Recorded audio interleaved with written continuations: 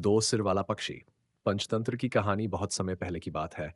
एक जंगल में एक अनोखा पक्षी रहता था। उसका नाम था भरद्वाज और उसकी खासियत ये थी कि उसके दो सिर थे, लेकिन शरीर एक ही था। हालांकि उसके दो सिर थे लेकिन पेट एक ही था, इसलिए जो भी एक सिर खाता वह दूसरे तक भी पहुंचता था। एक दिन पक्षी का एक सिर जंगल में घूमते हुए एक पेड़ के पास पहुंचा। वहां उसे एक मीठा फल दिखाई दिया। उसने फल को चखा और कहा, वाह, यह फल तो बेहद स्वादिष्ट है। यह कहकर उसने पूरा फल खा लिया। दूसरे सिर ने यह देखा और कहा, तुमने मेरे बिना फल क्यों खा लिया? मुझे भी इसका स्वाद चखने दो। पहले सिर ने हंसते हुए जवाब दिया, हमारा पेट तो एक ही है, चाहे मैं खाऊं या तुम खाओ कोई फर्क नहीं पड़ता। दूसरा सिर इस बात से बहुत नाराज हो गया। वह सोचने लगा कि उसे इस अपमान का बदला लेना चाहिए। कुछ दिन बाद उसे एक जहरीला फल मिला।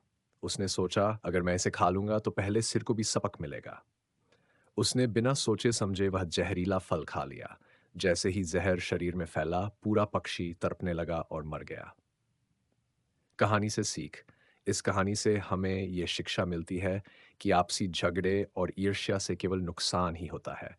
जब हम एक ही समूह या परिवार का हिस्सा होते हैं, तो हमें मिलजुल कर रहना चाहिए, क्योंकि एक की गलती पूरे समूह को नुकसान पहुंचा सकती है।